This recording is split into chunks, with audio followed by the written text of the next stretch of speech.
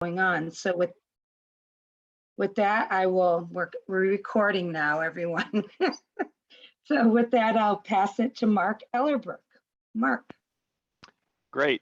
Thank you very much. And thanks to everybody for having us this evening. It's always a good opportunity to meet with community groups and neighborhood associations about the work that the county is doing in a variety of ways. And tonight specifically talking about folks who are living chronically homeless kind of throughout the county. I'm going to spend about 15 minutes talking about our Health Through Housing initiative, which is the initiative that we are using to purchase hotels to create housing for folks who are chronically homeless. So I'm going to share my screen and put my presentation up. So are folks able to see my screen? Great. So I'm going to walk through this and I think it sounds like we've got questions at the time for questions at the end that are going to be either suggested in the chat or asked at the end. So I will just walk through this and then look for questions to be answered when we get to the end of the meeting. So again, I'm Mark Ellerbrook. I'm the Division Director for Housing, Homelessness, and Community Development at King County's Department of Community and Human Services. And so for the county, all of our housing programs, and historically all of our homeless programs, shelters, and services sit within our division. So, and specifically tonight, I'm talking about our Health Through Housing program. The Health Through Housing program is a recent initiative that the county started not even a year ago, funded with a 0.1% sales tax that we are using to acquire and provide services for the acquisition of new housing that is either hotels or apartment buildings or things like nursing homes. But before I kind of get into the nuts and bolts of all of that, I want to talk a little bit about supportive housing. So, why are we doing Health Through Housing? What is supportive housing? So supportive housing is a model that some people may be familiar with, where folks who need services to be successful in housing are able to receive that in the place where they live. And the supportive housing that we are looking at through Health Through Housing, whether it be sort of emergency housing, which is made kind of immediately available to folks who are living outdoors, or permanent supportive housing, which frankly is something that we have been doing in this community, King County, for many, many years, are examples of the way that supportive housing works.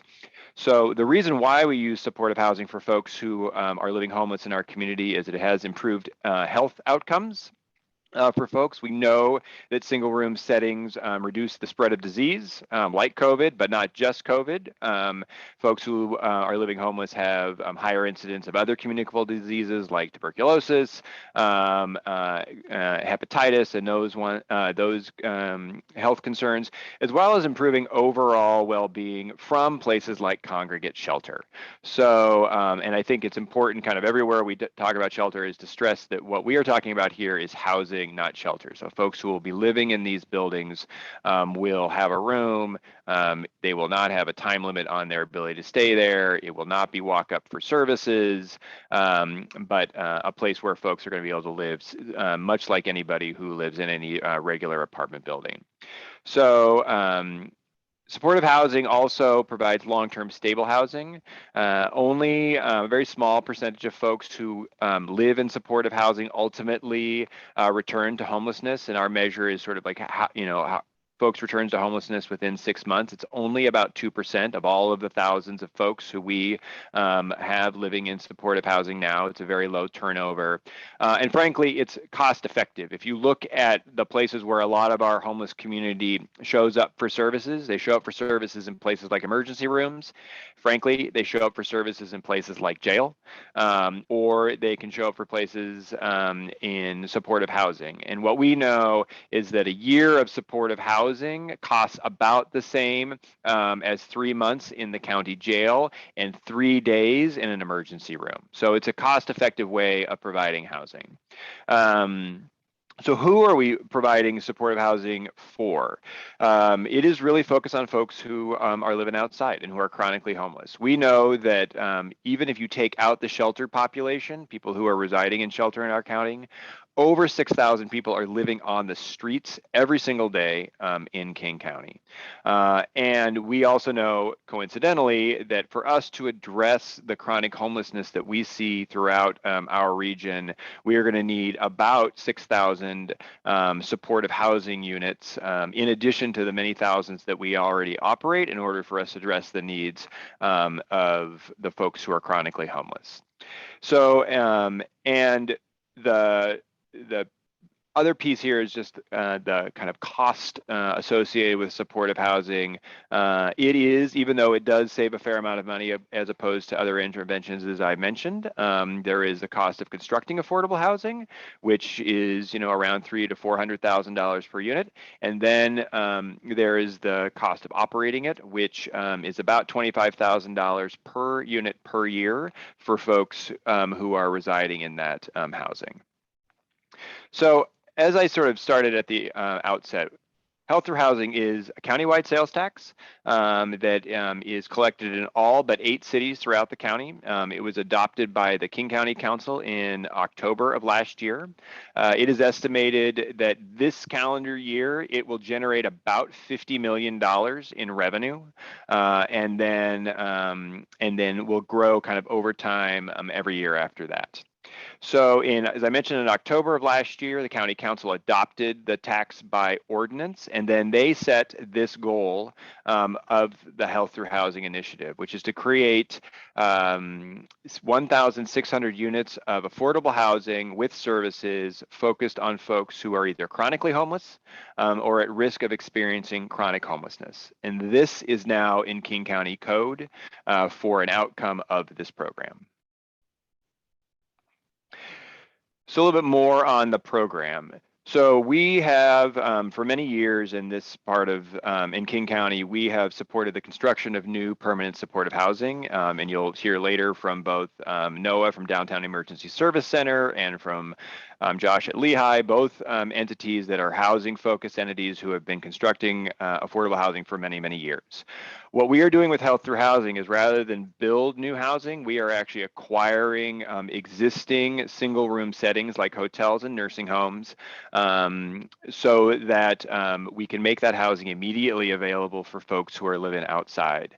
And what we know is, so far, our acquisition of these housing units is a fair amount cheaper than new construction. It's probably not terribly surprising, but if you look at a new housing unit, costs around $400,000 per unit for us to construct. We are currently, if you look at across all of the units that we've acquired through Health Through Housing, it's about $270,000, $280,000 per unit. The exciting thing, for me at least, about Health Through Housing is not just that we are acquiring the units, but actually that the program provides the ongoing and essentially permanent funding for operations. So the key to permanent supportive housing, as the name suggests, is that there are in fact the services that go with the housing unit, that folks who live chronically homeless in our community are able to receive those services on site or have direct connection to those services. And those include things like nutrition, employment, housing supports, connections to healthcare, both physical and behavioral health, to keep people successfully housed and I think becoming healthier in their home. So I mentioned already that our goal of the program is to create 1,600 units. And so we are hoping to bring 1,600 households indoors by the end of next calendar year. And you'll see on the next slide that we're actually relatively far down that road, at least with the acquisition of the units. Over time, we recognize that some of the buildings that we are purchasing don't necessarily come with all of the physical attributes that we would want for a permanent supportive housing unit. And typically where there is sort of a deficit, it is in sort of the cooking facilities. Folks are certainly familiar with hotel rooms, and not all of those come with a way for folks to prepare their own food. So over time, the other component of the Health Through Housing Unit program is that we're going to be able to use funding from the initiative to actually do rehabilitation on the units to make them kind of fully homes and have those kind of cooking facilities and some of the other amenities that folks need to be successful in their housing. This slide just shows sort of where our work has been concentrated so far for the Health Through Housing portfolio. To date, we've acquired about 860 units. That's in 9 buildings in 5 cities. The image on the right kind of shows where those are. You can see that there are about 5 in the city of Seattle, 2 in South County and Federal Way in Auburn, and then 1 in Renton and another one in Redmond. We also have some agreements with the city of Seattle and some other jurisdictions for what we are calling operations only units. So these are our newly constructed affordable housing where we can use the Health Through Housing operations funding to really make those buildings more successful as supportive housing. So that's when we have kind of the operations only description here, that's what we are talking about. We've got about 300 or more units to go for acquisition, looking to purchase another 3 or 4 buildings. Our focus right now really is in the kind of north and east part of the county, where we're doing work with jurisdictions to identify potential locations and then move forward with the acquisition process. Just to show sort of an image of what these locations look like, you know, these probably look relatively familiar to folks, but these are pictures taken from the inside of buildings that we have acquired. So obviously moving people who have lived outside and who are chronically homeless indoors into a setting like this, you can begin to see how people will be able to be stabilized, receive, be able to get rest, have a place for their belongings, and really begin to receive the services that's going to help folks be successful in their housing. So that is exciting, and it's just exciting to see kind of what these spaces are going to look like for people to be able to move into. So who can live in a Health Through Housing building? I keep saying sort of folks who are chronically homeless. So like, what does that mean? So when we work in affordable housing, there's some lingo that we throw around, and we kind of break things down into income brackets. Not surprising, folks who are chronically homeless fall into our lowest income bracket. So that's people earning 30% of median income or below. And just so people know, median income in King County for a family of 4 is a little over $100,000. So if you're looking at 30% AMI for a single person, you're looking at you know, less than $20,000 per year for folks. Chronic homelessness and people who are chronically homeless does actually have a definition. It actually exists in ordinance, and what it basically means is if you are chronically homeless, you've lived outside for more than a year, and you have some form of a physical or behavioral health disability. And you have to have both of those conditions to be chronically homeless. So outside, some form of a disability. And those are the folks who we are really focused on for supportive housing and who we know supportive housing works the best for. We also have included here people who are at risk of chronic homelessness. So this we really built into the program because if there are people, because we wanted to basically have some ability to blend along the borders of chronic homelessness, that if it's, you know, you've been outside for 11 months, that, you know, that's at high risk of chronic homelessness, and we would be able to bring people indoors. I think the last thing on this slide that I'll mention is one of the other stated goals of Health Through Housing really is to, there are 2 of them. One is to reduce the racial and ethnic disproportionality we see among the homeless. Folks have likely heard these stats or are familiar with these, but if you are an American Indian, Alaskan Native in this county, you are 10 times more likely to be homeless than if you are white. If you are Black or African American, you are 6 times more likely to be living outside than somebody who is white. And so a goal that we have through the Health Through Housing program is to really look at that, and I think through partnerships with agencies, look to have an impact on that racial and ethnic disproportionality that we see among folks who are living homeless in our community. And the last piece on here, number 2, is the statute that creates the Health Through Housing program at the state level requires that the Health Through Housing facilities at a minimum work to have a local referral of at least 15% of the folks who live in these buildings be from the local community. I think what the language at the state level says is, I think, from the municipality where it's located. I think that's a minimum standard. I think it's one that we certainly embrace and want to actually kind of go beyond. And we know that folks who are living homeless tend to live in a place because of community that they have in that location. Whereas, you know, as disconnected as folks are from because they are homeless, they still have some form of community where they are located. And ultimately, and I think folks from Lehigh or DESC will tell you this better than I can, people are more successful if they are not uprooted from the place where they are residing and are able to live in that, in housing in that community, than if they are sort of moved to an entirely different community. So imagine somebody, you know, for example, moving from, you know, Redmond down to Federal Way. That is pretty disorienting to folks and can actually end up to contributing to less success. So we've been doing a lot of sessions with community members over time. I think over the last 6, 7, 8 months on the Health Through Housing program, we've been doing a number of these sessions. We've been getting feedback. And so I just wanted to collect here a little bit of what we hear from local community around community engagement.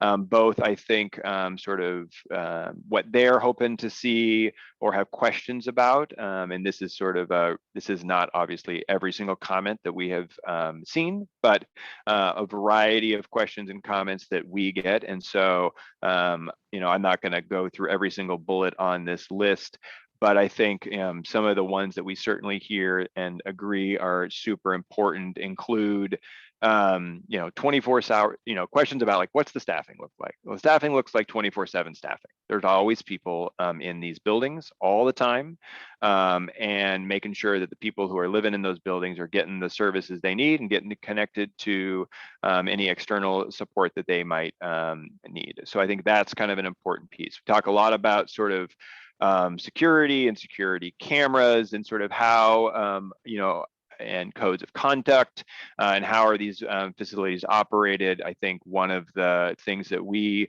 work with our partners with is creating good neighbor agreements between these facilities and the local community, so that there are pathways for both the community to be engaged in a project, for the community, if they see something they're concerned about, to connect with the project, and the county and the city and the local operator and the local community are all kind of part of those agreements. And I think ultimately what we've seen, and we have good neighbor agreements in operation in places like in housing situations like Health Through Housing, as well as shelter situations, and we find that they actually are really useful in creating dialogue and creating connections to the project so that people are able to have their concerns responded to. And so that is kind of Health Through Housing in a nutshell. I think that was about my 15 minutes. I'm obviously very happy to answer questions when we get to that part. And thank you very much for listening to my little spiel. Thanks so much, Mark. Wow, that's awesome. You're very on time. I didn't have to go, hey.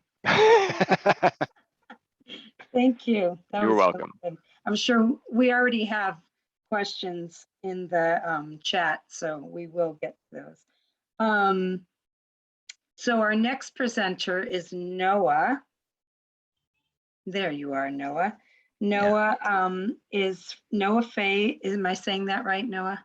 You are, yep. Okay, is from the Director of Housing Programs. Yeah, hi everybody. I'll share my screen here. So yeah, my name is Noah Fay. I use he, him pronouns. I am the Director of Housing Programs with DESC, and I'm going to talk about one of these health through housing programs. Marcus gave you a really thorough overview of the program as a whole, and I want to talk about one that DESC is going to be running. So let me share my screen and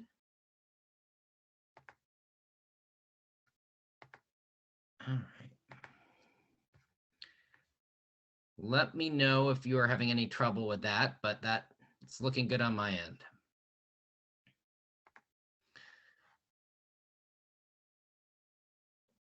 All right, can everyone see that okay? Looks good. Thank you very much.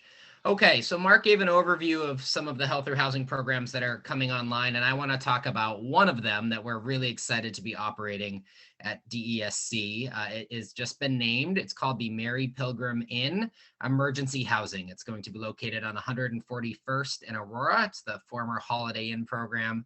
I'm going to talk a lot about the program, but just quickly give you a little overview here of both the photo, but then also that we decided to name the program after a nurse who worked in our oldest and original shelter program that was located in downtown for about 25 years. And I think a lot of this story that I want to share about this programming is about this conversion from congregate shelter to emergency housing and everything we've learned about the difference between shelter and housing that this program's really gonna just exemplify, and I think she's a perfect person to name it after. So I want to highlight and honor her before I dive in.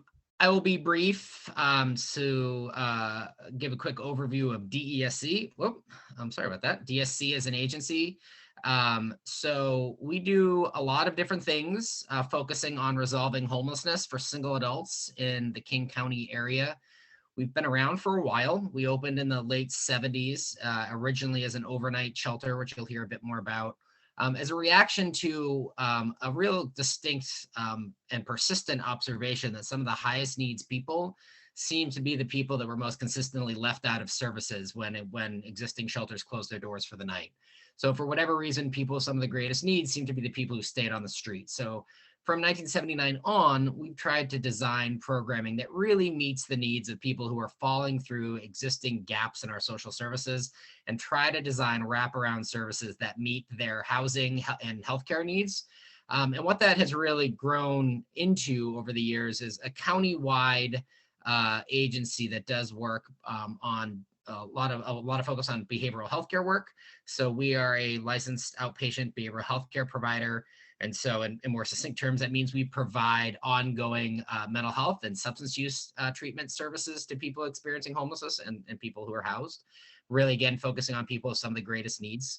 We run a lot of crisis intervention services, which is really particularly relevant in our community right now. We run the county's crisis diversion program, the Crisis Solutions Center located in Seattle. We do crisis outreach county-wide to respond to people in behavioral healthcare crisis as an alternative to law enforcement, jail, or the hospitals. We do ongoing street outreach. It's actually one of the stops I had along the way at my time at DSC, where we did work with people living in encampments, living outside, living with really severe and persistent mental health disorders, trying to draw people into services, get people off the streets and get connected to care. We provide ongoing supported employment. So we work with people who are at different stages of trying to get back into the workforce, often needing a great deal of support to do so. And we'll work with that population. And then what we're going to focus on for the bulk of my time with you today is we do housing and survival services. So we grew out of original shelter programming that has grown into roughly 500 shelter beds across the city. And then as that program really kind of took root, we realized we needed to develop more housing, because the solution to homelessness is, of course, as Mark really, I think, did a good job highlighting, is a permanent place to live. So we developed supportive housing units, and that's probably what we're most well known for now. We're working on our 14th supportive housing project right now, and we're doing more across the community. And that's a program that really targets people with some of the greatest needs, provides people a permanent place to live, and then embeds really intentional services to do whatever it takes to help people stay housed. So that's kind of the suite of interventions of who we are. I want to highlight a bit about our orientation to our work. I think that's really critical and important to highlight. My slides want to jump 2 instead of 1.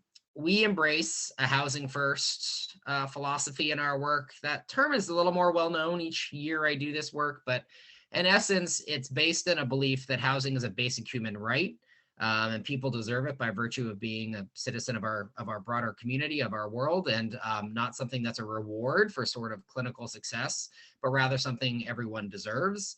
And that's based in this belief that if we want to resolve and help people address some of the really persistent challenges in their life, the first thing we need to do is resolve the chaos of homelessness. And if we're able to provide people a safe place to live, the chance that people are able to stabilize and engage in treatment and care go up exponentially. And we see people live a happier, healthier life when we resolve the chaos of homelessness first, rather than instead expecting people to resolve those issues while on the street, fighting for day-to-day survival and getting people's basic needs met. The other core component to our work is we always want to be putting at the front of the line people with the highest needs. So Mark pointed out that tragically there are 6,000 people sleeping unsheltered in our community every night, and we do not have enough resources, despite efforts by King County and others that we are really trying to invest heavily in resources that work. We still don't have enough. And so while we are developing those, we need to be ensure the people we're prioritizing for those services are those who absolutely need it the most. So a common DSC client is somebody who has often been homeless for many years, in some cases decades, sometimes their entire life, and in all instances living with pretty severe and persistent disabling conditions. So really chronic, long-term disabling conditions that prevent people from thriving and frankly needing a great deal of support to get off the street. That's who we want to be prioritizing at DESC. So I want to tell just a quick story. I'm anticipating my slide jumping. Oh, okay, keeping me on my toes, PowerPoint. Oh, see. So I talked about this earlier. We started as a large congregate shelter. That's what you see on your left here. That was our original programming at DESC.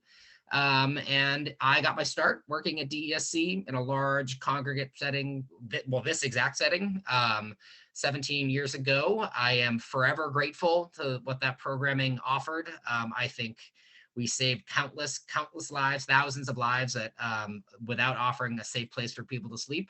Who knows what would have happened, and very well likely was the jumping off point for people to potentially recover and find a pathway out of experiencing homelessness. So I'm deeply grateful for the program. However, would be really quick to point out that that is an obviously very stressful environment. That those bunks you see there were full every single night, and often had a list of people waiting to get in, and it was a pretty high stress place to be. We were thinking about new ways to offer shelter, actually quite a bit, leading up to March of 2020. But then when the pandemic hit, our thought process started to move much quicker. So in an effort to resolve the obvious risk of a program like the one you see on your left here for the spread of COVID, we were able to up and move our largest congregate facilities into private spaces like you see here on the right. And I want to share a little bit about the lessons we learned from doing that. So that move happened very quickly and happened in April of last year. We quickly realized that not only was this going to be a potentially remarkably life-saving intervention. I mean, this was the early days of the pandemic. We didn't really fully understand very much about COVID at the time, but we just knew we had a really dangerous situation on our hands if we had 200 plus people in a crowded room. And we moved into these hotel rooms and quickly realized that this is likely going to do a lot to limit the spread of COVID. But we also just realized immediately how quickly our guests were stabilizing and able to engage in future planning and start working with service providers in a way that they just simply hadn't been afforded in the large congregate setting, which is very reinforcing to us, frankly, given that that is our fundamental belief around a housing first approach, and that if you offer people a place to live, they have a reasonable shot at recovering. We just have never had the opportunity to flip a light switch and have 200 people go from a shelter environment to essentially a housing environment overnight. And what we saw blew us away. And we weren't the only organization that was doing this work in partnership with King County. Several other shelter providers were. And we were singing the praises of this new model from day one. And that got the attention of some academics who decided to do some research to assess whether or not this model was having the effect that the service providers and frankly our shelter guests themselves were pointing out to us was offering them. And the research was done, and sure enough, yeah, this model works. And so residents reported a very increased sense of stability, the ability to have a consistent, safe place to shower on their own schedule, eat on their own schedule, which also then afforded people the ability to plan their day in a way that experiencing homelessness while living outside or in a crowded shelter just simply didn't afford people. People had far less interpersonal conflict, in part because they had their own space, which resulted in a dramatic decrease in the need to have 911 responses or people engaging in emergent care. We heard time and time again that the space that people were afforded allowed them time to think. The anecdote that I will never forget is about 2 weeks after moving in, a jogging group just organically popped out of this program. Which would just have been unheard of in these large congregate shelter settings where people are waiting in line for the next meal, holding on to their belongings because they're worried about theft. Not having that being something hanging over people's heads, we saw people make amazing strides overnight, in many cases, literally. And then lastly, not just anecdotally and qualitatively, but quantitatively, this model increased the likelihood people exited to a permanent place to live. And we saw people increase their amount of engagement in available services, I think in large part for all the reasons I listed before this point, and that people had time to plan and think. So because of that, we said we're not going back to doing this old shelter thing. The only way forward is to do housing. If we're going to offer people a place to live, it needs to resemble everything that we expect people to have when they have a permanent place to live. And so that is what DESC's supportive emergency housing is at 141st and Aurora at Mary Pilgrim Inn. It is a new way to provide people a temporary place to live. It's not permanent. Mark talked about the difference between emergency housing and permanent supportive housing. That is one of the kind of key slight differences. However, people can stay as long as they need to. Our model here is we're not expecting people to sign a lease, but they are welcome to stay until they're able to find a long-term solution that meets their needs and is a permanent destination. We'll be able to offer people the basic amenities of a safe and private place to be. And then our staff, which I'll talk about a bit more on the next slide, will really assertively be able to engage people and whatever supports necessary people need to help resolve their homelessness. Now, most of that is often focused on finding a permanent place to live, but often we're working, as I said earlier, with people with really, really significant needs. So we're doing a lot of other work on helping connect people to primary care, behavioral health care, other resources in the community that people need while they to help them stabilize and find a place to live. And one thing that Mark also highlighted that I'm really excited about with this program is we're going to be able to be an active resource for the surrounding community. So we're going to be able to take referrals into this program directly from people who are experiencing unsheltered homelessness in the North Seattle area, which right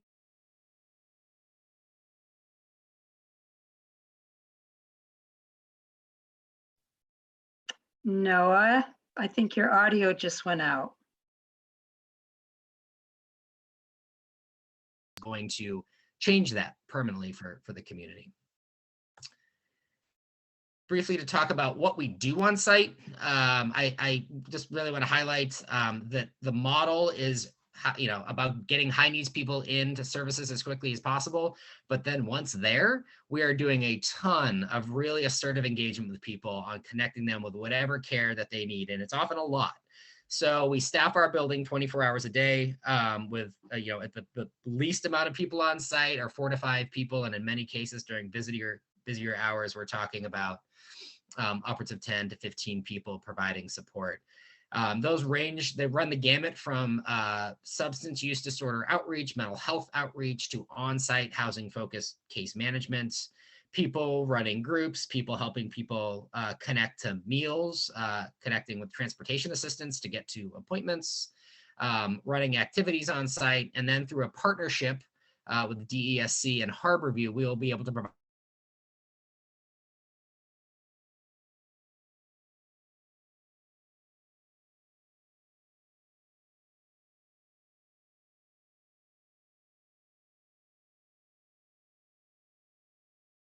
makes sense. And that age is in their mid-50s. And tragically, who we're seeing, the people that we serve at DSC, their average age is around the mid-50s, as I said. And the average age of people who have been homeless as long as the people we're serving is when they pass away is in their low 60s. So we're working with people with some really complex, sometimes end-of-life care, and providing really complicated services to people directly on site. One of the things that I often get asked and want to talk about is, what is it like to be our neighbor? And that is something that we take really seriously. So as I talked about earlier, this program is in so many ways really so much resembles an apartment building by design. It's housing for people, and this model that we are standing up has a lot of similarities to ones that we've stood up 14 times before. And so we're really using some well-grooved practice.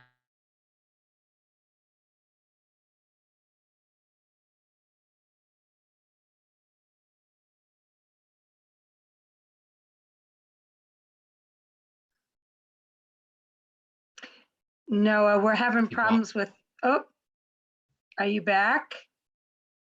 Yep, I'm here. Okay. Yeah, we keep having problems with your audio. You keep going out. Oh, I'm sorry. That's okay. Am I okay? Am I all right now? Now you are.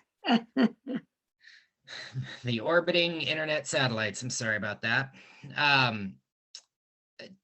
I'll just keep moving through this, and I'll maybe answer questions as they come later.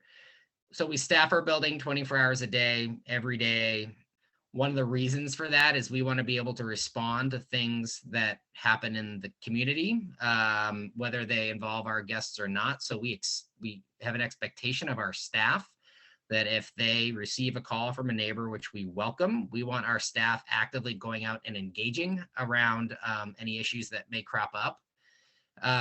Many times what we found is when that happens, it's not necessarily related to people we're working with or people who are living in the program, in the housing program, but regardless, we'll still try to respond and follow up. For people that are in our program, we have a good neighbor policy. Mark touched on that being something that is an expectation of these programs. We've long been using one as part of people's expectation of being able to stay in the program. It calls out expectations for people about what they can do in the neighborhood. So it limits, any panhandling, problematic issues in the neighborhood explicitly are part of the agreement for people to move in, saying if that happens, it will potentially cause you to lose your place. We obviously don't want to see that happen. It runs contrary to our mission. It frankly doesn't help the neighborhood. And we use this good neighbor agreement when it comes up, actually to great effect, to try to problem solve with people. And so it's rare that we have to actually ask people to go over violations of the good neighbor agreement, but I want people to know it's a formal condition of staying in the program. So it's there if we need it.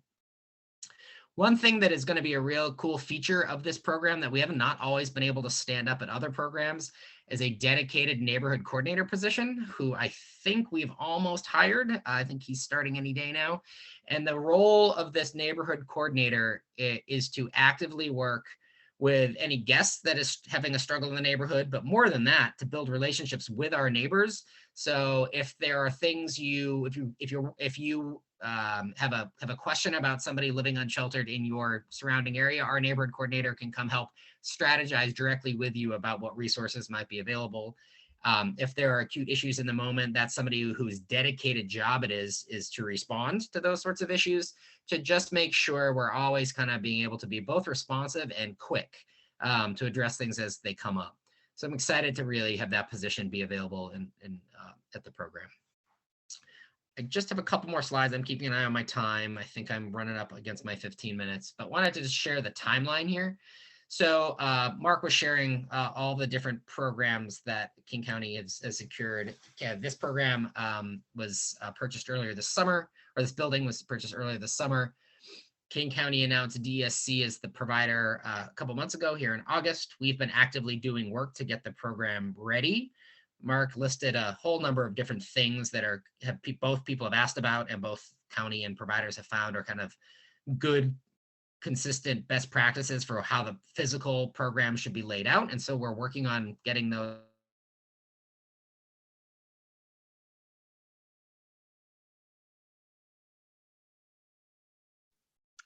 Okay, so Noah, your audio went out again. We are at Advocacy 7:46, so, in the north. oh, okay. Did Noah? Your audio went out again for that last part. So, why don't we conclude that part? There we go. Nice. Okay. And our next speaker, thank you so much, Noah. We really appreciate that. And there are definitely questions for you at the end. Our next speaker is Josh Castle, and Josh is the Director of Advocacy, I said it right this time, and Community Engagement for Low Income Housing Institute. So take it away, Josh. Thank you, Angela, and thanks for having me, and good to be here with all of you. So I'll just start off by saying that I'm actually a neighbor. I'm on 86 between Linden and Aurora, and I am born and raised in Seattle, and I've been in Greenwood now for about, I guess, 17 or 18 years. So I have deep roots in the community, and so I'm going to share with you my presentation, and then we'll get started. Let me make sure I can work out make sure I can get to the screen. Give me one moment. Now I think I'm on the right screen. Okay. Okay, I'm gonna put it on presentation mode. Here we go. Okay. So hi, everyone. I'm the Advocacy and Community Engagement Director with the Low Income Housing Institute. I'm just going to give you a brief outline of what Lehigh is all about, and then share about some of our specific programs, and then share about some of the local projects, including, I know you guys want to hear about our new tiny house village happening on 125th and Aurora. So I'm going to save that one towards the end, because I know that one's going to generate a lot of questions. So let's start off by just mentioning that Lehigh is an affordable housing provider. We are about to celebrate our 30th year anniversary, and we're in the process, we have 2,400 units of housing in 6 counties throughout the region, and we're in the process of developing another 500 more, including locally. We have two urban rest stops providing laundry, showers, and bathrooms for homeless populations in the downtown and Ballard neighborhoods. And I'd say actually Monday, we just opened our first tiny house village in the U district. And so that now we have 15 tiny house villages. That one's called Rosie's. So now we have 15 of these in Seattle, Skyway, Tacoma, and Olympia. Skyway is unincorporated King County, just outside Seattle. That one was the one that we actually opened most recently before Rosie's a couple months ago. I like to show a lot of pictures in this slide, so I just kind of flashed through them quickly just to kind of give you an idea what some of these projects look like, because I think pictures are fun. So this is a picture of our clay apartments and the ribbon cutting that we did several months ago. This is a permanent supportive housing building that we opened up on Capitol Hill. And it's housing now 20 veterans and a number of other people experiencing homelessness. So this is just an example of one of our projects, one of the most recent buildings that we opened. Locally, we have Meadowbrook View Apartments providing affordable housing for families. The Tony Lee providing preschool for 80 children and 70 affordable housing apartments. McDermott Place providing 75 studios for homeless and low-income people, including a ton of those studios are for veterans. Akikrosi Village providing housing for families and individuals. Denise Hunt Townhomes, which is close to where I live, providing affordable apartments for families, these cute little townhomes. And then the Kate Apartments, that's not too far from there, providing 31 affordable apartments along 85th, right across the street from the Fred Meyer. And we also have a new site that we are developing, and we're very excited because it's coming up pretty quickly now. This one's located at 87th and Nesbitt. This was the former site of a tiny house village that was there for 2 years. There are 104 affordable units that are going to be developed in a 7-story elevator building. This includes studios, 1, 2, 3 bedroom apartments for families and individuals, making up to 60% of the King County area median income. And that includes inside a community room with kitchen, classroom, courtyard, and a children's play area. Construction begins next month, groundbreaking. So we're very excited about that. This is a picture of our bunch of our volunteers getting together. This is pre-COVID, so otherwise they'd be wearing their face masks. And a number of other STAR volunteers who've been coming back again and again to help with setting up these villages. Okay, there we go. So just to give you some idea what the tiny house villages are about. So they each include community facilities, hygiene and kitchen facilities, offices for on-site staff. The villages serve populations that are not served by a lot of traditional shelters. So families, couples, and people with pets are all accommodated in tiny house villages. We have probably about 5 villages now that accommodate families with children. When we have to help out folks with getting into housing who are in that situation. Referrals are made by the City of Seattle's HOPE team, which stands for the Homeless Outreach Provider Ecosystem. They oversee a network of local providers, including REACH, Chief Seattle Club, and others. So they provide many of the referrals. We also have several sites that receive referrals from a variety of local providers, like 5, 6, 7 of them for several of the villages. So some of them have a little bit of a mix of providers and referral partners. The tiny houses themselves are 8 by 12 feet. They have insulation, heat, electricity, and a locking door. They're built by volunteers and really the generosity of the community. So neighbors come together, faith organizations, schools, Rotary clubs, pre-apprenticeship programs, and others. They're fully furnished, and this is often done by volunteers and funded by donors. We have a lot of churches that actually make these great, very well-designed curtains for the tiny houses. So we have a number of curtains that are made from faith communities in a bunch of our villages. They also include a mattress, bedding, storage, heater, and often people make a welcome basket. We have community groups that put these together with a number of essential items to welcome somebody who's oftentimes coming from chronic homelessness. They get their key to their tiny house for the first time and they walk in and they walk into a basket with a whole bunch of goodies in it. So all the tiny houses and the villages abide by pretty strict fire safety standards. So they have a fire marshal walk through to check everything. Each house includes a carbon monoxide and a smoke detector. And there are fire extinguishers distributed throughout the village. Here's kind of an inside look of one of the tiny houses. And then these are built on skids and can be transported, and they're portable. They can be picked up and moved around on a flatbed truck. So we work with a company that does this and picks up houses out of our Soto garage, where a lot of times they're built, or from driveways or parking lots or other places. If there's an organization, a pre-apprentice program, a church, these are being built all over the region. So they go and they pick up these tiny houses and then move them around to the villages that they need to go to. Right now, a large number of tiny houses, maybe even a majority, are built in a warehouse in Soto.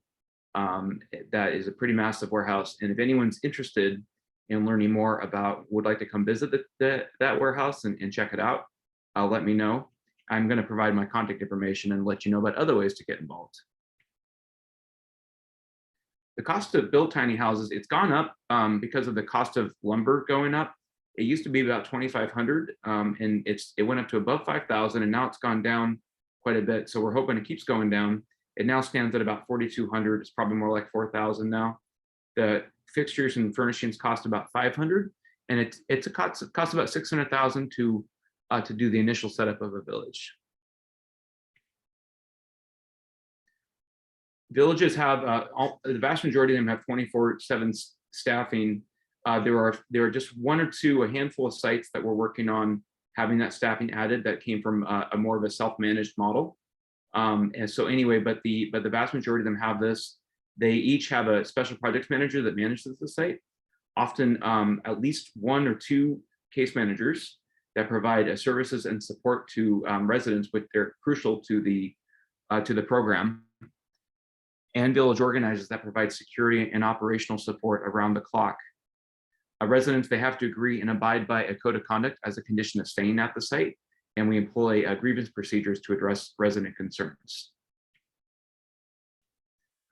We have a very robust supportive services program, and these amazing, talented case managers who work on site and are really crucial to the program. So they help residents with a number of needs. I love, you know, what Noah said about the housing first approach and helping people out with their needs.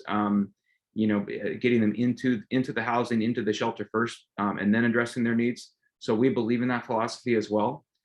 So it's going to be a lot easier to help out people. I saw some of the questions in the chat on this subject as well. It's going to be a lot easier to help out people with their needs when they're not out on the streets and experiencing homelessness. And then, you know, to have access on site to case managers where the case manager knows where they are and can work with them to address all their needs. So it's just going to be a lot easier to do that instead of when they're actually out on the streets, still homeless, you know, experiencing all the issues of that. So we really practice that with our villages. So case managers help with a wide variety of needs. The most, you know, critical one is helping people get housing ready and get on a path to housing. And that also all connected to this, but you know, to that, these are not separate things. These are all kind of connected together, is helping them find employment if they need to, or sustain their employment, gain access to healthcare, childcare, if they want to seek an education. And one thing that's a lot of times underappreciated is if a lot of people that are referred to these sites don't have an ID or documentation or any way to prove who they are. They lost it in a police sweep. They somehow lost it along the way. Our case managers help with the really complicated task of trying to get somebody their ID and documentation while they have no way of actually proving who they are. So it can take a while, can sometimes take a couple of months. So that can sometimes be the delay on top of a lot of other issues, of course. But they help with that process. So that's a really big part of becoming housing ready, is actually getting your documentation together. So they help residents with recovering from, of course, from the trauma of living outside, being out in the cold, constant risk of being exposed to violence, and you know, being exposed to theft, and also being exposed to COVID and other you know, diseases, and from just living outside. So one thing that the tiny houses do is because you're not sharing air or space with others, and you have your own four-walled space, and you have your own autonomy and your own privacy. You know, they're the safest form of shelter when it comes to COVID, because you know, when we have a couple of community spaces that we limit the number of people that can go in there, and everybody's required to wear a face mask. But the fact that these are separate units, it really is crucial to that. So the residents, they are required to work with a case manager, as outlined in our code of conduct. And really the key part of this program is that villages serve as a stepping stone from homelessness to permanent housing. That's crucial to it, and case managers are a big part of making that happen. So some of our outcomes on the screen here. We've transitioned 53.4% of the residents into long-term housing. The vast majority of that is into permanent housing, 47.4%. Median length of stay, I think I saw that question in there, is 99 days. We currently provide about 485 shelter beds in tiny houses in Seattle and King County. I'm just going to run through quickly because I know my time is running short. A couple of pictures of our villages. This is 18th and Yesler, True Hope Village in the Central District. This is co-sponsored by 2 churches, Lake Union Village in the South Lake Union area, TC Spirit Village in the Central District, sponsored by a church. Our Puyallup Tribe Village on the Puyallup Tribe Reservation within the city of Tacoma limits. We just had a Rosie's Village open house. This is Councilmember Alex Peterson on the right, and the Speaker Emeritus and Representative Frank Chop is also Sharon Lee right there, who's our very energetic executive director, founding executive director of 30 years. Here's a shot of our tiny house team, all the people that do engage in all the, you know, from construction to contracting to community engagement to advocacy to everything regarding the villages. Whittier Heights Village, this is a local village on 80th and 15th. This is serving has 15 tiny houses. It's a village for all women. There's about 15, 16 women that stay at that site. We also have an enhanced shelter, a Lakefront community house, which is very right next to Bitter Lake. And this one provides enhanced shelter, has about 28 furnished rooms. And yeah, this is another one where we're trying to help people get into housing. And this one's just inside of a building instead of a village. So Friendship Heights Village, I don't have any pictures of that yet because right now it is there's sort of like a bunch of clear areas, and there were a couple piles of rubble. So we basically, this village, Lehigh, so Lehigh owns a site. We demolished 2 dilapidated motels that were causing a lot of issues in order to both, get rid of those motels that where people are breaking into, there were fires inside them, they weren't safe. And we opened up the space to add additional tiny houses. We're working with a church that many of you guys are familiar with, who're very involved in the community, called Epic Life Church, and they're in partnership with about 3 or 4 other local churches to help support the village. There'll be about 50 tiny houses serving about 65 people. These include individuals, couples, and people with pets. This will be a harm reduction model style village. So we're going to have we want to have a behavioral health and deep case management to help with the residents with, that come. Not everyone's going to be like this, but some people will come with substance use disorder or mental health challenges. So helping the residents with navigating those challenges. We also have, community hygiene facilities that are all ADA accessible and 24/7 staff, and a beautiful cedar fence that's going to surround the village. We also plan to develop permanent supportive affordable housing on the site in the future. And there's, we're forming a CAC, a community advisory committee. Let me know if you're interested in being a part of that. Local community stakeholders that are, check in on the village and provide oversight. So I will put my email in the chat for that. We are committed to being good neighbors. We also develop good neighborhood agreements, and we are doing that for this site as well. Our staff respond promptly to questions, concerns, ideas, or offers of support. So please reach out if you're interested. And here's a couple key email addresses to keep in mind. So this is my address, josh.castle@lehigh.org. If you remember any address, email tinyhouses@lehigh.org, and they will send it around to the person it needs to go to if you want to volunteer, donate, or you have any questions.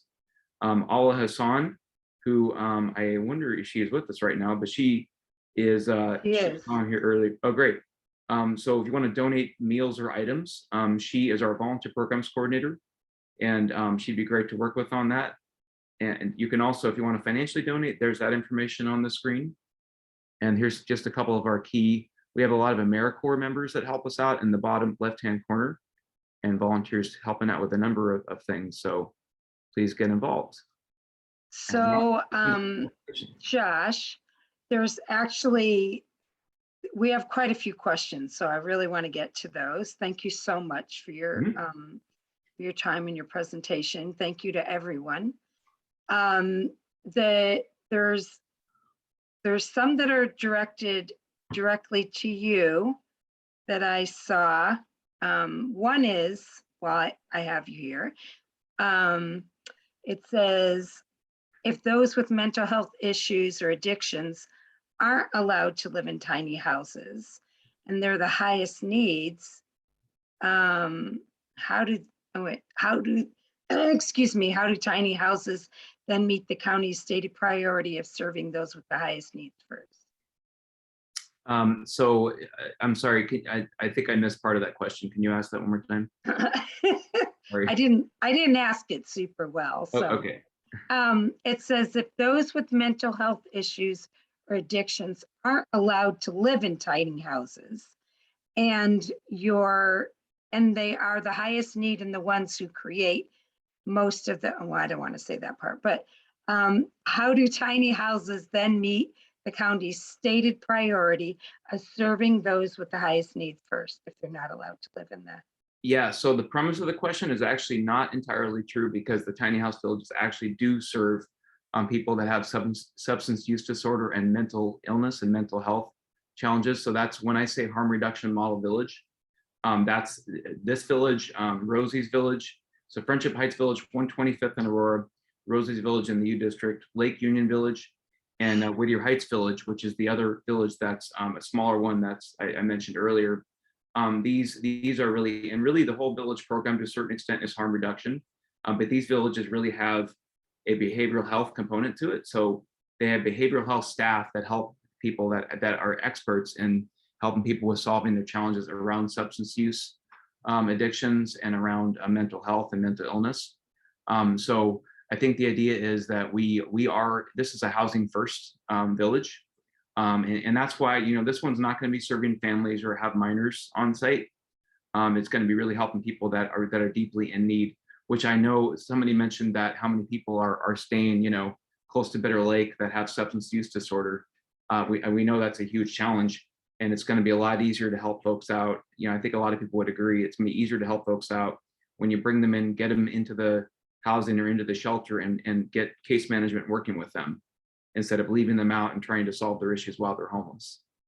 Okay, well, another question was how many people can live in one tiny house? Sure. So they're about the size of a small bedroom. Mhm. They can fit about 1 or 2 people. It starts to get a little uncomfortable after that. So we have where we have families living. Sometimes we'll have 2 tiny houses next to each other, and we have a really, you know, like a setup where there's a kind of a window looking across to the other one, and they'll, you know, so if we have a family of a few kids and a couple, we could put them in 2 tiny houses. But yeah, they can generally hold about one or 2 people, you know, with pretty comfortably. Okay. All right, so this question for all of you. This was written in through our community. The city's buying motels, et cetera, for shelters for the homeless and tents. Have they actually interviewed the people in tents to see if they would move into these shelters? And if they won't, what's the backup plan? So what, Mark, you want to answer that? Well, so I guess what I think I'm hearing is a question from at least the way that you said it, Angela, that really points to what the city is doing. And I can't speak specifically to what Seattle is doing, but I've been monitoring the chat and tried to pick up some of the sort of sentiment of some of the questions. And I think there's a few things that are in about sort of outreach engagement. How is it that we're going to work with people who are living homeless in and around kind of this community? And I think, you know, Noah mentioned that they're super excited, and I'm really excited that Downtown Emergency Service Center is going to have a neighborhood person working in the community. I think another piece that we have in the Health Through Housing program that I didn't get into the details is there is outreach and engagement built into the funding model. And so I think, you know, as I mentioned, there is an expectation that we have, and frankly, the state law requires that there be local referral pathways for people who are living chronically homeless near one of the facilities, that they be able to have an opportunity to move into that place. It's Noah will be able to talk about this way better than I will, but it all starts with engagement and sort of outreach to people who are, you know, living in an encampment or on the street, or, you know, pick your location. And, you know, it's possible that that very first engagement that you have with somebody results in a person wanting to move inside. More often, it is sort of a relationship that is built between the outreach worker through engagement in that person who is living homeless, and the building of trust and the building of connection that ultimately results in people being willing to move in. I think, you know, homelessness, that ultimately, if it is anything, it is a loss of connection to family, to community, to employment. And I think it is reestablishing that connection that gets people moved in. So if you're talking about an encampment in the Bitter Lake community or the Howler Lake community or the Broadview community, the way that that's going to happen is that outreach workers will engage in that space. And for folks who are chronically homeless and who living in a supported housing environment is the right opportunity, there will be a path for folks to be able to move in. Now, there are likely more people living chronically homeless in and around the north part of Seattle than the number of housing units that we are creating through the program. And this is, I think, to a point that Noah made. Ultimately, I think we look to the folks who will benefit the most, and frankly, who often have the most barriers to self-sufficiency, if that's the right word, to move those folks into supportive housing. And that's how we will engage with folks. I don't know if you want to add to any of the things I fumbled around. Sure, but that captures it well. I mean, we've started that that process. I mean, I think Mark hit the themes of it on its head. You know, I did street outreach for a number of years. I work closely with our outreach teams currently. We've actually started the process of trying to identify who is amongst the highest needs people in and around the general area. There's no shortage of people who fit that description, as I'm sure you all know. And we've already started to identify who amongst that group is particularly high needs, and started the conversation of being able to potentially offer them a space in a program like this. And from experience doing outreach, when we're able to offer something tangible to people, like a place to live, that goes so far in helping try to connect and move people down the road and engage. So, I mean, my experience has been when you're truly offering, you know, a low barrier place for people to live, the acceptance rate of people accepting is through the roof. It can take a little time sometimes. To Mark's point, the trust piece can take a while to rebuild, as our clients often have a lot of well-placed mistrust, but over time we've had a great deal of success overcoming that. So will absolutely everybody accept an offer? No. Will the overwhelming number of people accept an offer of something like this? My experience tells me that it will. They will. Okay, so one of the questions that I'm getting over and over is how many units are in our area currently, and how many are future projected to be in our area. And we also have a lot of our community very concerned about the concentration that is currently happening of units in our area, and the fact that we already have a lot of crime and prostitution that is happening. Unfortunately, you know, we all know what Aurora is like here, and people want to know, how do you plan to prevent, you know, more crime and people from getting sucked into that? So it's a lot to answer, but sorry.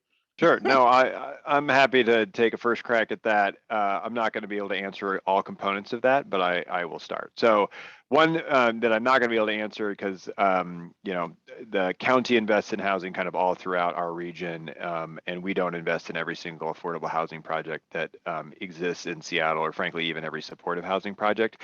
So I don't know the answer to the question, sort of like how many affordable housing projects or units are there kind of in and around you know, Holler Lake, Broadview, Bitterlake community. I can say that through the Health Through Housing program, the county has acquired 2 properties, one at 143rd, I believe it is, and Aurora, and one at 131st. And so all told, that is the future. I was trying to remember the name of the project. No, the Mary something building. Mary Pilgrim. Thank you. The Mary Pilgrim is 99 units. And the right now, the former extended stay at 131st is 130 units, I want to say. It will be less than that, because we're going to need to do some work to create more meeting space and office space for the folks who are residing in that building. So those are the 2 projects that the county is investing in right now. To the question about sort of what happens with crime, and I also saw in the chat sort of what happens if somebody sort of, you know, has to leave a facility because they can't comply with, you know, or they're just not able to be a good resident. So one, I think everybody who goes into these buildings is by referral. And those folks, everybody who is in these properties will be known to the operators very well. I mean, this ultimately becomes its own community, its own place. And those people they have a home and they are kind of rooted in that location. And so I think sort of just the fact that they have a place sort of by itself, I think is one deterrent. Second is that people are very engaged in that community, and Downtown Emergency Service Center or any of our operators are very forthright in being engaged with their folks. And so I think for this facility itself and the residents that ultimately go into it, we don't see a lot of across all of the housing that exists in the county that is supportive. We don't see a lot of sort of disruption in the neighborhood attributable to that specific building. For somebody who is kind of asked to leave the facility, it isn't like the door is just opened and they are pushed out the door. I think ultimately we, Downtown Emergency Service Center, Lehigh, any of our operators, we're not interested in creating homelessness. And so we collectively will do our best to find an alternative living arrangement for somebody who isn't able to be successful in that supportive housing location. There is a range of kinds of supportive housing that exists. Some are more intense, some are less intense. And Downtown Emergency Service Center operates, as does Lehigh, sort of the spectrum of where that exists. And so we are able to find and refer somebody to an alternative location. And that actually doesn't happen often, but it isn't completely uncommon either. And so I think that's a piece, and I think a commitment that we've got to the community, that like a problem in a building doesn't become a problem outside the building. So I guess the community is really wondering about what's the reason for the concentration of housing units in this area, and are you planning on building more? You know, and I realize part of the problem is we're talking about King County is sort of one unit here, and Yep. then, yeah, so we've got different interests, so to speak, here. Yeah. So, I mean, I can speak a little bit about, maybe there are two ways to go about this. And so I think, I think the city of Seattle does have a program by which they look at sort of concentration and how that goes and how that's allowed. The county itself, as within the Health Through Housing program, I mean, we have, a relatively sort of specific shopping list when it comes to sort of what we are looking for. So we need to find hotels that are in good condition, that they are, of a certain size, like 75 to 150 units. Ideally that they, that they've got inside corridors for us because it's easier for our operators to be able to kind of use that environment as opposed to some of the other hotels that folks are familiar with on Aurora or other places where the corridors are outdoors and like people can just walk in and out kind of their unit to the street. And so, that's kind of what we are looking at. I think what we are trying to balance, and the question is completely fair, Angela, we're trying to balance the urgency of addressing the homeless situation that I think we are all trying to work with and try to address with, I think, our ability to have the properties as kind of throughout the region as we want, which is a goal, because our expectation and feeling is that we actually need supportive housing units throughout the county. So to the two facilities that we bought, these happen to be kind of real estate acquisition opportunities that were possible for the county at the size and scale that we were able to do, and were able to have them serve the folks who are chronically homeless. And so I think that was the actions that we took in that space. We also know that the north part of Seattle, frankly, all of Seattle is wrestling with homelessness and chronic homelessness. And to the degree that we're able to have these resources be local resources for the North Seattle community, they can begin to be places where encampments, street homelessness, chronic homelessness, where those issues are happening, they serve as opportunities for engagement and bringing people inside. So when you say referral, can you explain what that means? And also, does it mean that, because you had said that at least a minimum of 15% of the community, right, will be going into of community homelessness Mhm. will be going into these spaces. So does that mean that we can look forward to some of the tent cities like the one at the school being resolved? So I think it's a good question. And what I would say is that, we are balancing a regional need and a local need. And so that's why when you see, when we talk about sort of local referral, we are trying to say, like, how is it a community asset, meaning it helps to address homelessness in and around the facility, as well as kind of helping, the city, the county, the region address chronic homelessness more generally. And so we are kind of balancing those two things. To the question about sort of the Bitterlake, the school encampment, I think that is one place where I think both DESC and the county are looking to be engaged in looking to address that issue. So it is not, I can't say like what percentage of the folks who are in that encampment we're going to be able to bring inside. I think that's work that outreach has to get engaged with, and the engagement teams need to kind of understand what that looks like. We would need to work with the city of Seattle also on sort of their expectations, but I think that is, to the larger point, I think that is exactly the kind of referral that we're talking about from a local perspective about where and how that's engaged and how you're able to bring people inside. I'll just add on to that, yeah, I completely agree. I mean, Mark and I are aligned on this because we're developing the project together. Those conversations as it relates to Bitterlake and other encampments in the community have already started. Like, I mean, that's actively who we're trying to find high needs people in encampments like that to try to bring people inside. I don't think we're going to have the resource to just resolve encampments like that just because of the size and the amount of demand in our community, but being able to prioritize high needs people in those encampments is exactly what we want to do, and we've started that work. And I just want to see, I see there's a whole bunch of questions about impact. I just want to be honest with everybody. I in my role. Nope, we can't hear you, Noah. Oh, okay. So I'd like to ask Jim, who is our VP of Broadview Bitterlake Community Council. The people we serve. No, you keep coming in and out. I just cut my video. Can you hear me okay right now? Yeah, we can hear you now. Okay, I just want to honor that I see a lot of questions about impacts of programs like this, and I wanted to say that I have these conversations in a lot of parts of Seattle and King County, and the honest truth is I can't promise that we won't have an impact standing up a program like this. I can tell you from experience, the concern about the impact has almost never mirrored the actual impact, and in many cases, people don't know we're there, especially after a short amount of time. But more significantly, we just commit to being responsive and problem solving immediately with our neighbors. And I think that is something that we've really been able to live up to and will continue.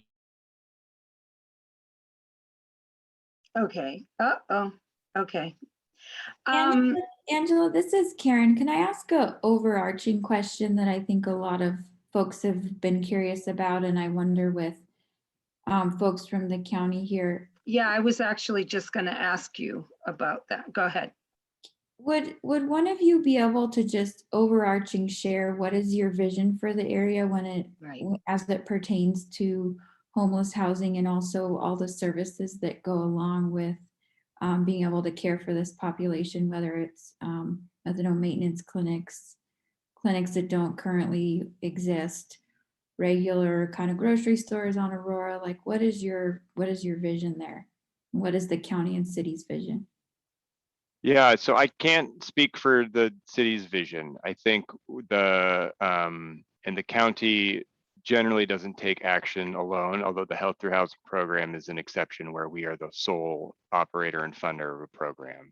So, Karen, and I think Angela has it as well, I guess, if the question is sort of what is a sort of thriving, vibrant community in and around Bitterlake and Holler Lake and Broadview, I mean, I know what that means as well as anybody as a member of a community. I think and I think that's what, it is the sort of gamut of businesses, it is the gamut of kinds of housing, it is all, whether it's from, market rate to affordable to supportive, where people are able to be indoors, not sleeping on the streets. I think that's no different in, what I would say the county would want in a place like Bitterlake than it would in any other community where the county operates, whether that's Redmond or Auburn, or White Center. I think the county doesn't, from a sort of community building perspective, the county doesn't have any sort of land use authority or anything along those lines in the same way that the city of Seattle does, or frankly in any other municipality in the county. We don't have kind of control over that, and we work and partner with local jurisdictions to make the human service investments, which is what the Department of Community and Human Services does in jurisdictions. So that's, I think that's the way that I would answer that. And I would encourage you, and I'm sure you've had these conversations with the Department of Neighborhoods in the city of Seattle about what your community in, the north part of Seattle needs and wants. Okay, Karen, did you want to ask any other questions from your community? Yeah, I guess one that keeps coming up repeatedly from community members is just around the concern with already the level of drugs and prostitution on Aurora, and how when we have people, and I'm not trying to generalize, but some that may be trying to recover from that, how do you plan to protect them, keep them out of it, not getting kind of sucked back into it or having it proliferate even more? I had read one article where someone had commented that they thought the 125th Street Bar and Grill would serve as a nice wall from the prostitution and drugs on Aurora. And just wondering if you can comment a little about it, any other strategies to help the individuals be successful in the housing. Yeah, I mean, and I think this is a couple of things that I would say. One, it's really important that we make sure that we have really strong providers like DESC or others operate the housing, because I think ultimately, if the buildings and the services they provide are successful and people are engaged, not only with the basic services that make them successful in their housing, but supported employment services and educational opportunities, those folks then I think, as Noah sort of shared in his presentation, really grow and really flourish. And they aren't engaged in sort of a lot of the concerns that you rightly are raising that exist along Aurora in your community. I think the piece that Noah talked about that I also mentioned, as far as neighborhood engagement and good neighbor agreements, I think are critically important as well. That the buildings are part of the community, that the residents who are in those buildings are part of the community, and that the county, the city of Seattle, who will be a party to that agreement, as will, in this particular case, the Downtown Emergency Service Center, are responsive and operating in a way that it kind of addresses concerns that the community has for the residents that are kind of in that space. And I would say, while one building is not going to be able to sort of unfortunately pick up all of the folks who are needing services in and along Aurora, I think it will be a place where, through outreach and through DESC sort of operation in that space, there can be kind of a greater sense of engagement that hopefully addresses that, even if those people who they are engaging with ultimately aren't able to move into the building.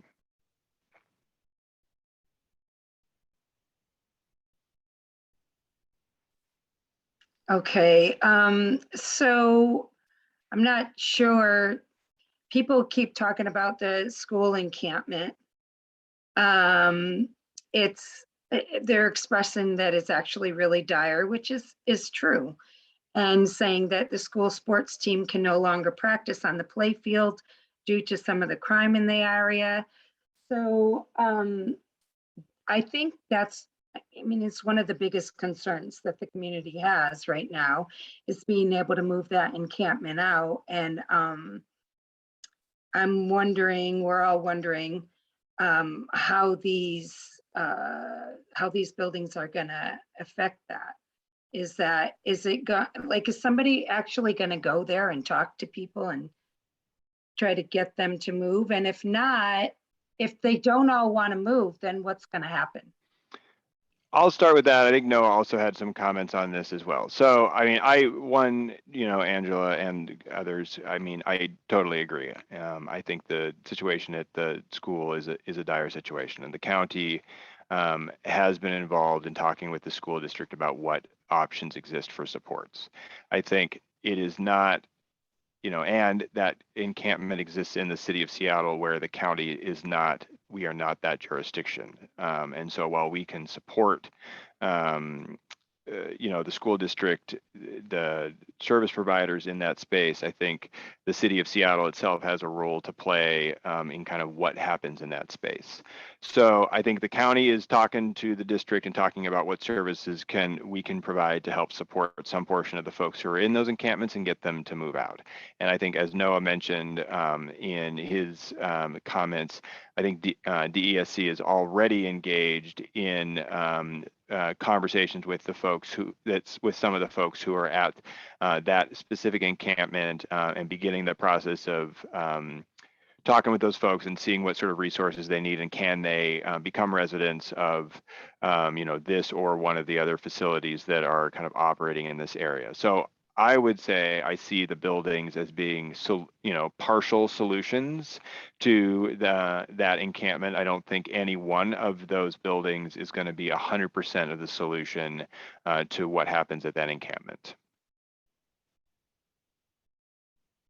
Yeah, and just to put a super fine point on it, what I was trying to allude to earlier is, yes, we are actively already having conversations with people and trying to find people who've got the highest needs in those encampments and trying to offer spaces to them. And that process is already underway for that exact reason, that we want to get people inside, and having people live outside in tents is unacceptable, yet here we are. And so we see this building as being an active solution to some of those issues, not all of them, because we just, the size and scope of what we can offer is not teeny, but it's still limited. But we see ourselves as a solution now for that encampment and moving forward with people in the neighborhood. If other encampments crop up or other people are living unsheltered in the surrounding neighborhood, we're a resource moving forward too. I anticipate, just to add on to that the Hope team, who we work with closely on our villages and shelters, they're going to refer a lot of the people at the Bitterlake encampment to Friendship Heights Village. We're going to have 50 tiny houses opening up there to help people and get them on the path to housing and help them with substance use, mental illness, whatever challenges they have. So I'm hoping that will be a big part of it. Hey, Angela, this is Yeah. Jim. If I could follow up directly about that encampment, there was a question posed to me directly and one in the chat. Something about having trouble accessing housing due to a lack of access to disability diagnosis, which is one of the requirements for maybe supportive housing. Is that a real thing, or who does those kinds of assessments to make sure that clients are eligible or meet the criteria? Is that the individual case managers at these different properties, or is there somebody in the city whose job that is? I can start and know if you want to jump in on that. So I think, as we talked about for the health through housing facilities, that DESC is talking about, those are targeted for folks who are chronically homeless. And if you are chronically homeless, you have some form of a disability. It can be physical, it can be, a mental health disability. But to the point, Jim, that you're making, so then who qualifies that? And there are outreach workers who engage and kind of in that sort of processing and engagement with those folks are able to sort of complete assessments that kind of qualify people for that process. Some folks have, through, federal or other or state benefits, have those factors already sort of considered within their case file. Yeah, I'm worried about my internet connection. To the question, yeah, Mark answered that the way I would, and I saw the question in the chat about actively working in the encampment. There are several outreach teams that have been doing work for several months who built relationships and trust with people in the encampment, and we're working with them on identifying who's going to be able to move into this program right off the bat. So to put a fine point on it, yeah, I'm not actively working in the encampment right now, and that wouldn't be appropriate anyway. I'm not the one who's been building those relationships over time. Several other outreach teams have been, so we feel well prepared to move quickly when we open in a couple weeks. Okay, and lastly then, what about the people that refuse to move from the school encampment? Yeah, it's a good question. And I think, that ultimately that's going to be a responsibility that the city of Seattle is going to need to engage with. But I will say, there have been other places where, and the most recent one that comes to mind for me is the City Hall Park that is downtown right next to the King County Courthouse, where there were, 50, 60 people living in that park as well. I think ultimately there was a sort of a truly intense level of service that was kind of put in that space. And I think that's kind of what's trying to happen now. And I think the engagement, as Josh mentioned as well, with the Hope team and other teams kind of leads to that space. But that is a place where the city as the local jurisdiction plays, I think, the role. And I also, as I understand it, this is slightly more complicated because it also isn't on city property on city property. So I want to remind everyone that you can contact Josh, put his email up. Noah and Mark, I don't know if you accept emails from people with questions that are, I put you in a bad spot, didn't I? Okay, Noah just put his up there. So if you have more questions, please reach out. And thank you so much, everyone, for coming. There's so many, we have a lot of questions about this. This is a big deal in our neighborhood, obviously. So we really thank you for your time. Thank you. Thank you, everyone. Have a good night. Thank you very much. Thank you. Take care.